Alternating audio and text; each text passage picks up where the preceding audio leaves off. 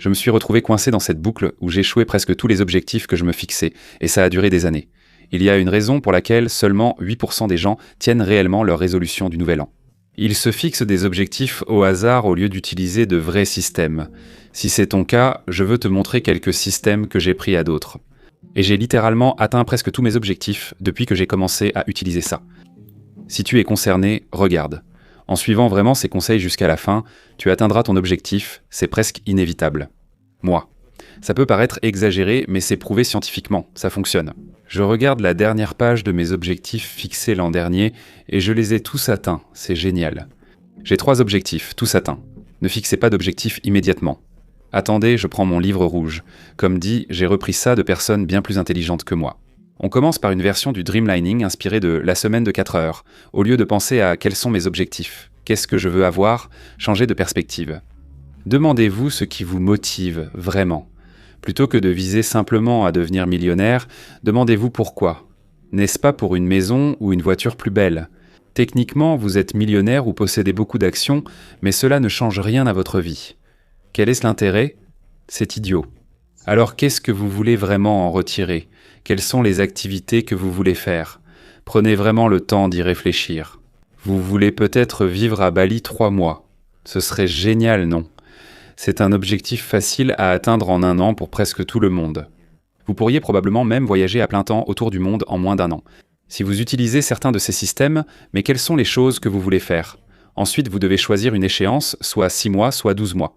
Quelles sont les choses Gotrand que vous aimeriez avoir, ce que vous aimeriez être à ce moment-là ? Voulez-vous devenir un grand chef ? Eh bien, nous allons décomposer cela un peu, et cela pourrait signifier préparer le dîner de Noël. Voulez-vous une nouvelle voiture ? Voulez-vous voyager ? Voulez-vous aller dans un autre pays ? Et le but ici est de créer quelque chose qui soit suffisamment enthousiasmant pour vous donner la motivation de le faire.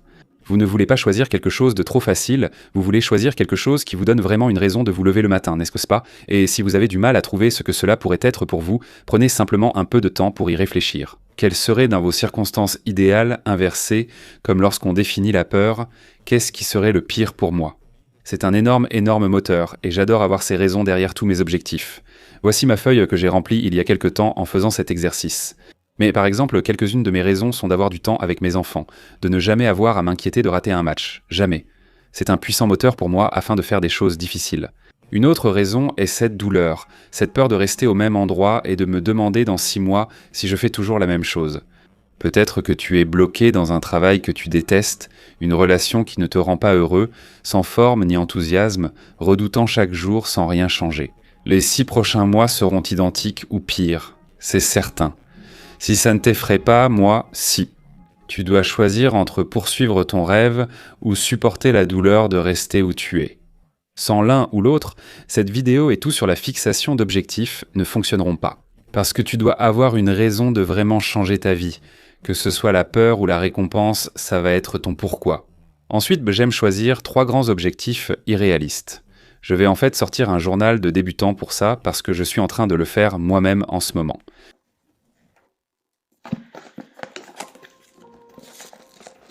J'utilise un journal du finisseur, j'en suis à mon 15e. Je m'en sers quotidiennement depuis 3 ou 4 ans. Une simple feuille de papier suffit aussi. Mais en fait, c'est exactement le système, un peu inspiré de certains endroits d'où je l'ai pris, comme 12 semaines en une année et d'autres trucs. Et en utilisant ce genre de système, que tu utilises un journal ou pas. Franchement, j'ai littéralement accompli plus en 12 semaines que pendant toute une année, et j'ai vraiment fait beaucoup de progrès. Parce que j'utilise ce système, tu veux clairement définir certains de ces objectifs de résultats. Donc par exemple, si tu voulais voyager pendant 3 mois à Bali, eh bien tu peux en fait décomposer à quoi cela ressemblerait pour y arriver. D'accord ? Tu pourrais dire, ok bon, pour faire ça, soit j'ai besoin de travailler à distance, soit j'ai besoin d'avoir assez d'argent pour le faire. Et ensuite revenir et trouver un travail, n'est-ce pas ? D'accord, alors, de combien d'argent as-tu besoin, eh bien, pour vivre à Bali ? C'est à peu près 1 000 $ par mois, ce qui est plutôt bon marché dans l'ensemble. Donc tu as seulement besoin d'environ 3 000 pour faire ça, plus les frais de voyage et tout ce genre de choses, disons 4 000. D'accord, donc maintenant, si tu peux gagner 1 500 par mois, tu pourrais simplement partir et ne jamais revenir. D'accord, comment tu gagnes 1 500 par mois en ligne depuis un ordinateur portable ?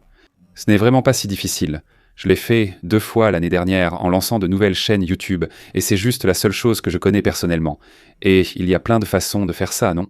Ce n'est pas si difficile de se fixer un objectif de rêve irréaliste si tu le décomposes en étapes plus petites. C'est fou de croire que tu n'y arriverais pas si tu agissais et te concentrais chaque jour pendant 90 jours ou 6 mois.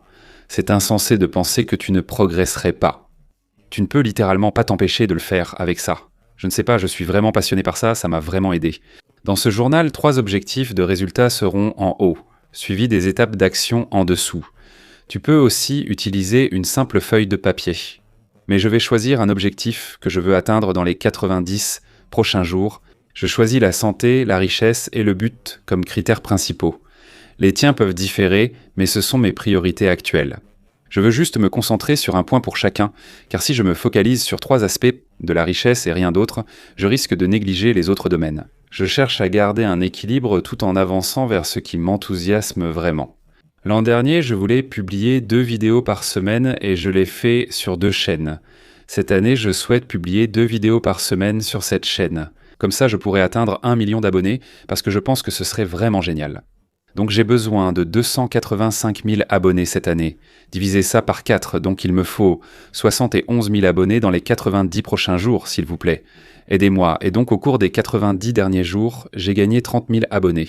Mais j'ai seulement publié à peu près 1 fois par semaine, donc idéalement il devrait y avoir des effets cumulatifs. Et si je publie 2 fois par semaine, nous serions sur le bon rythme pour atteindre l'objectif. En résumé, je dois publier 2 fois par semaine, puis me fixer des objectifs quotidiens. Si je fais cela, j'espère atteindre 1 million d'abonnés d'ici la fin de l'année. Et donc je pourrais avoir quelque chose de vraiment cool, qui m'enthousiasmerait parce que ça semble irréaliste et un peu fou. Mais maintenant, en faisant ça, je connais les étapes à suivre pour y arriver, et grâce aux autres systèmes que j'utilise. Techniquement, cela ne devrait prendre qu'environ 10 heures par semaine, puisque chaque vidéo prend environ 5 heures. Bon, 10 heures par semaine devrait m'en suffire pour atteindre 1 million d'abonnés d'ici la fin de l'année et réaliser mes autres objectifs. Donc, je vais tout écrire. Une autre chose sympa qu'ils ont dans ce journal, c'est un suivi des habitudes. Donc s'il y a une habitude que tu veux vraiment garder. En général, j'aime choisir une seule habitude sur laquelle je travaille pendant environ 90 jours, parce que c'est difficile pour moi de mettre en place plusieurs habitudes en même temps, donc me concentrer sur une seule habitude peut vraiment fonctionner. Notre objectif, 1 million d'abonnés d'ici la fin de l'année. En 90 jours, il nous faut 71 000 abonnés, donc publier 2 fois par semaine. Tu peux faire pareil avec tout.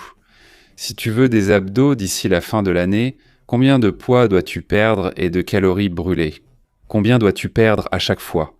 Combien de séances par semaine pour atteindre ton objectif d'ici la fin de l'année?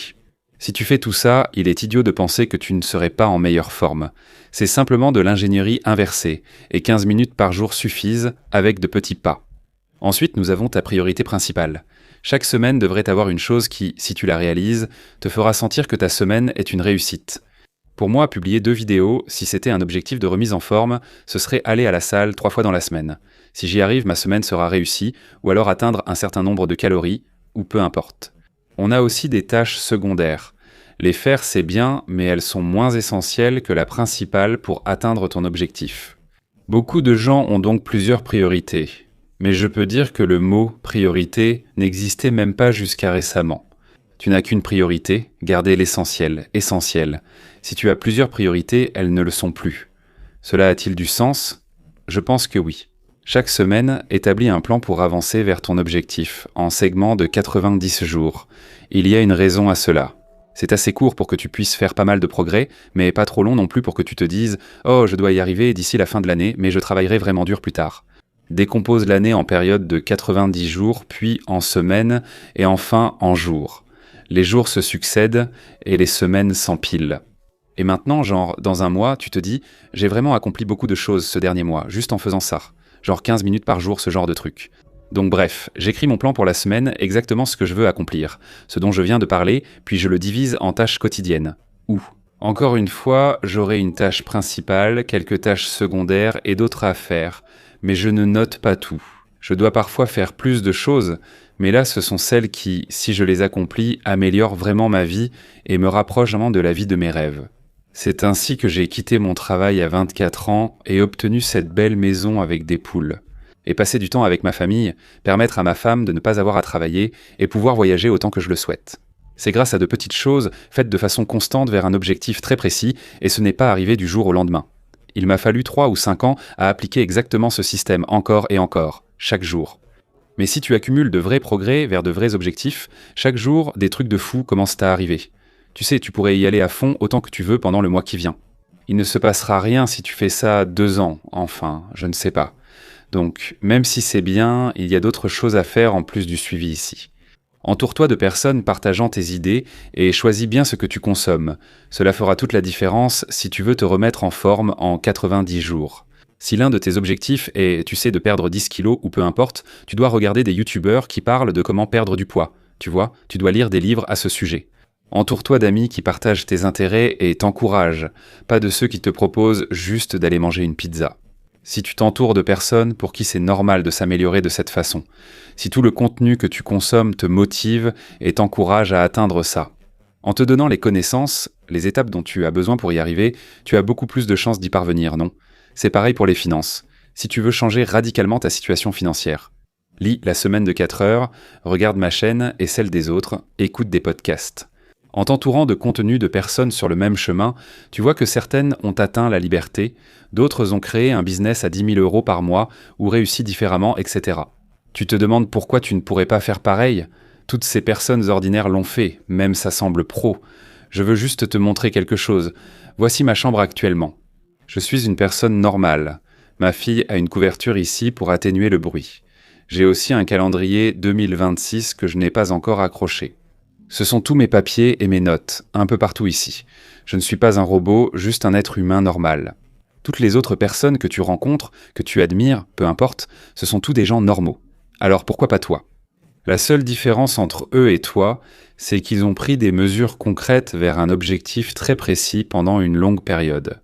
C'est littéralement ça, la réussite. C'est juste, n'abandonne pas, choisis quelque chose d'ambitieux, vise-le pendant 5 ans, n'abandonne pas, fais chaque jour un pas pour t'en approcher. C'est ça, la réussite. Une autre chose que je fais personnellement, et que je te conseille vraiment d'essayer aussi, si tu n'es pas heureux. Là où tu en es dans ta vie en ce moment, c'est de supprimer les réseaux sociaux, surtout les contenus courts. J'ai réalisé que c'est le principal obstacle pour moi à atteindre n'importe quel objectif que je veux atteindre, c'est le contenu court. Ça te donne en quelque sorte une fausse sensation de dopamine. Chaque vidéo courte que tu regardes, c'est comme une émotion, tu vois. Ça peut être positif, négatif, intéressant, motivant, peu importe ce que c'est. La plupart du temps, tu ne te souviendras d'aucune vidéo courte, réelle Instagram ou TikTok, même après en avoir vu 50 d'affilée. Désormais, tu obtiens de la dopamine instantanément, sans effort comme aller à la salle de sport, réussir une offre ou créer une vidéo YouTube. Tu dois travailler pour obtenir cette dopamine au lieu de l'avoir tout de suite, et tu finis aussi par ne plus ressentir les émotions normales attendues. Si tu n'es pas satisfait de ta vie, tu essaies de te réinitialiser sans succès. Privilégie le positif et évite le négatif ainsi que les contenus courts. Rappelle-toi, chacun est différent. Mais pour moi personnellement, il y a eu très peu de périodes où j'ai consommé beaucoup de contenus courts et où j'ai réussi à atteindre mes objectifs. Il y a une très forte corrélation pour moi et pour la plupart des gens. Quand j'étais au sommet de ma réussite et que j'ai quitté mon emploi à 24 ans, j'ai tout arrêté. Les réseaux sociaux comme YouTube, TikTok et Instagram n'existaient pas à l'époque. J'ai arrêté les jeux vidéo et la télé, ne gardant que les podcasts et livres audio. J'ai juste fait ça pendant 3 ou 4 ans, et c'est tout ce qu'il a fallu pour obtenir la liberté. Pour le reste de ma vie, en éliminant tout le bruit, en concentrant toute mon énergie sur les choses importantes, ma vie a complètement changé. Donc s'il y a une chose que tu fais et que tu te dis « si j'arrête juste de faire ça, une seule chose, je sais que ma vie serait meilleure ». Si tu arrêtais de faire ce que tu sais devoir éviter, comme utiliser ton téléphone, tu avancerais. Ça augmenterait tes chances d'avoir la vie de tes rêves, les choses qui te rendraient heureux, ce genre de truc où tu te dis « ce serait génial si je pouvais voyager, si je pouvais être à la maison avec mes enfants, si j'avais un travail que je pouvais faire depuis mon ordinateur portable. Si j'étais un youtubeur à succès, le meilleur chef ou que ma maison était impeccable, peu importe, c'est ça. » L'essentiel, si tu le veux vraiment, c'est de comprendre le prix à payer, car tout résultat a un coût. Si tu veux être excellent au pickleball, ça va te prendre 100 heures. Peu importe ce que c'est, il y a une quantité de travail dédiée à fournir pour t'amener à l'endroit où tu veux être. Pour réussir sur YouTube, compte environ 50 vidéos pour acquérir les compétences requises. Si tu veux devenir bon au piano, tu vas devoir t'entraîner à jouer cette chanson 40 fois. Pour devenir ce que tu veux, il faut en payer le prix.